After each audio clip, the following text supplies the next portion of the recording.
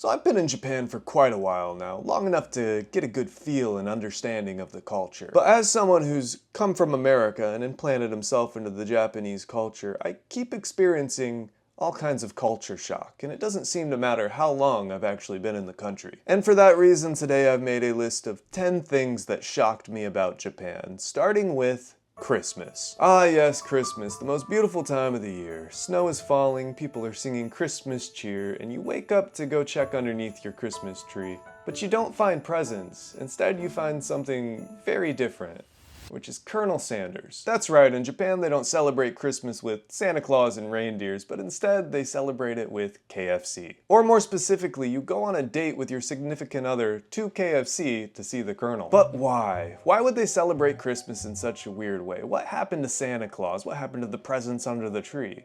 Well, it all dates back to the 70s. So the story goes, back in 1974, foreigners living in Japan from abroad couldn't find turkey legs, so they resorted to the next best thing. Chicken. Now who has chicken?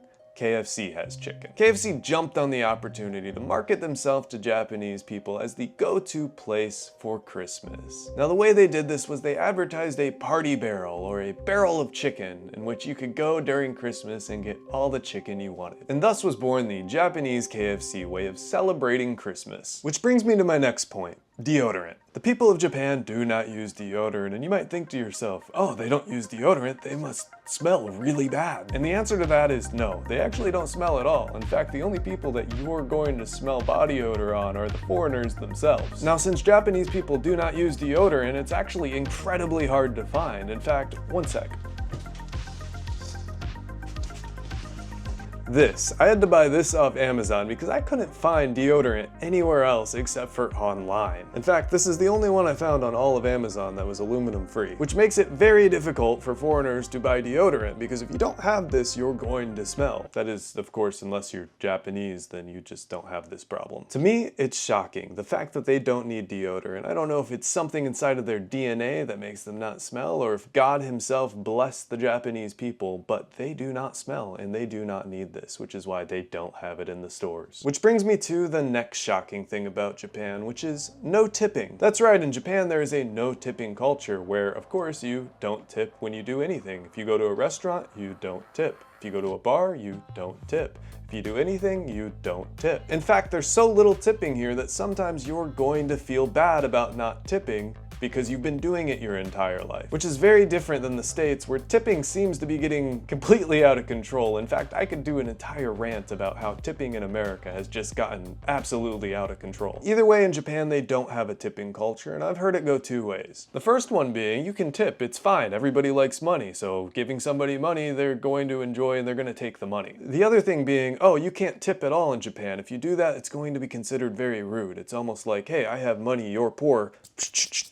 Here's some money. So even if you want to tip, it's probably better that you just don't tip. That way you don't potentially come off as rude or disrespectful. Which brings me to my next point. No public trash cans. That's right, in Japan there are almost no public trash cans. If you buy something, you're expected to take that home and throw it away at your house or hotel, wherever you're at. It's actually become kind of a meme where you just carry your trash around in Japan because you don't know what to do with it. On my first trip ever to Japan, I bought one of those little strawberry sticks. It's like a stick with strawberries on it and it's very sweet. And after I ate the strawberries off the stick, I was left with a sticky stick.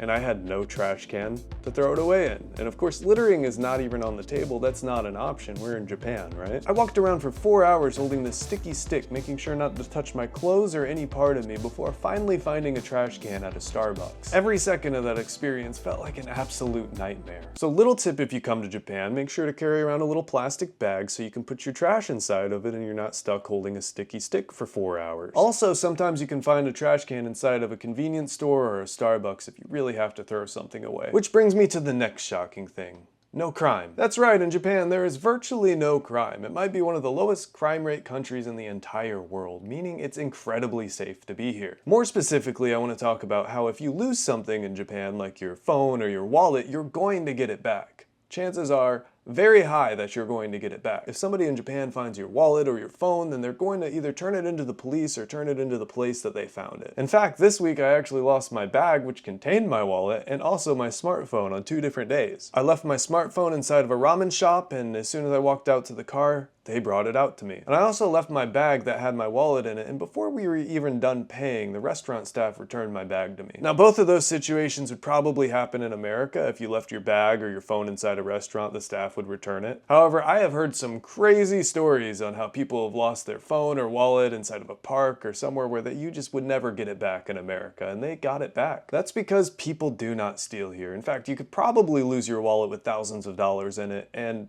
most likely get it back. However, if you have a clear umbrella, good luck, you're gonna get it stolen. For whatever reason in Japanese culture, you can lose anything and get it back, but the moment you put a clear umbrella inside an umbrella stand and go into a store, that's gone. Somebody's stolen that. Which brings me to the next shocking thing on the list, which is you never get ID'd. That's right, when you go to buy beer or cigarettes or whatever you're trying to buy, you never get ID'd. Or at least I never get ID'd. Maybe I look old.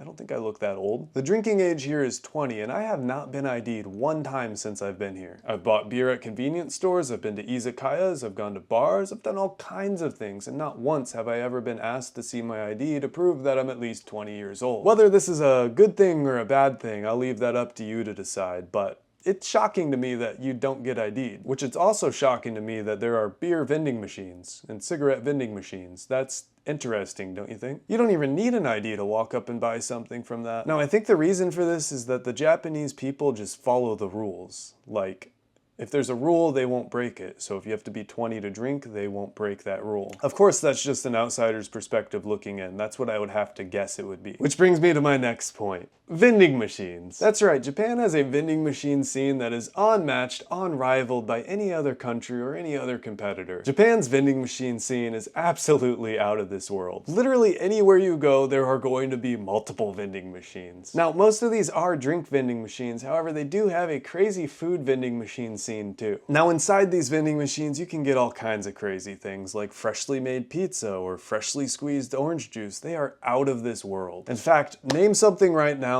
there's a vending machine for it, I guarantee you. I live out in the country right now, and there's 2 vending machines right outside my door. I'm in the country, and there's vending machines. If you ever go to Tokyo, Kyoto, or Osaka, there are vending machines everywhere you look. Literally, everywhere you look. You cannot miss them. Japan just has a vending machine scene that is out of this world. Which brings me to my next shocking thing.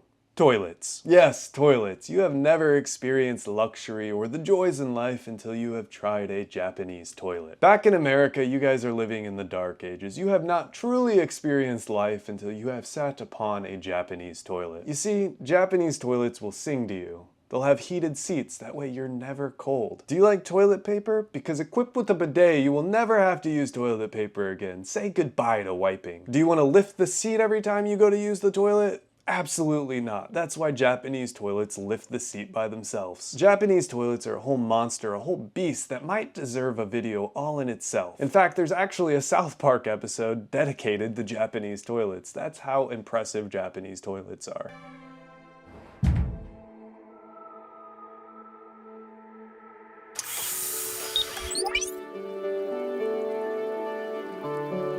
Which brings me to the next shocking thing. How small everything is. Now, Japan's known for having small cars, small apartments, small portion sizes, small people, but you have no idea how small until you've actually made it here. Sometimes when you go to order a Coke at a restaurant, you'll get a cup about this big, and that's how much Coke you get. When you're looking around at all the cars, you're gonna notice that they're like half the size of the American cars, and maybe the trucks are even 1/3 of the size. They are tiny. When you go to your first hotel in Japan, you're gonna notice that it's smaller than the room that I'm in right now, and yes, you can see the entire room I'm in. When you go to order food, it's like a half portion, if not less, than what you get in America. It's something you gotta get used to. Everything here is so tiny. You're gonna go into stores, restaurants, bars, and they're all just gonna be super tiny. You're gonna find doors so small that you have to duck just to get inside. Which brings me to the final shocking thing on the list, and that's fake food at restaurants. Now, when I say fake food, I don't mean they're serving you fake food, but outside of the restaurant, there's always this food display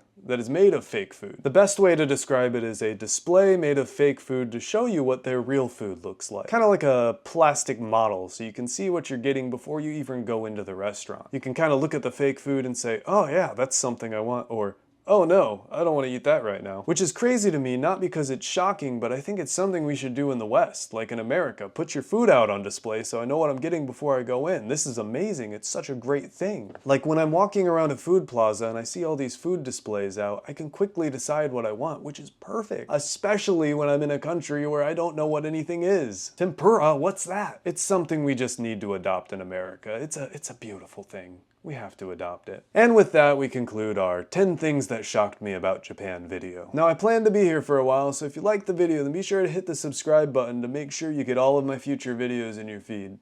That's about it. Bye.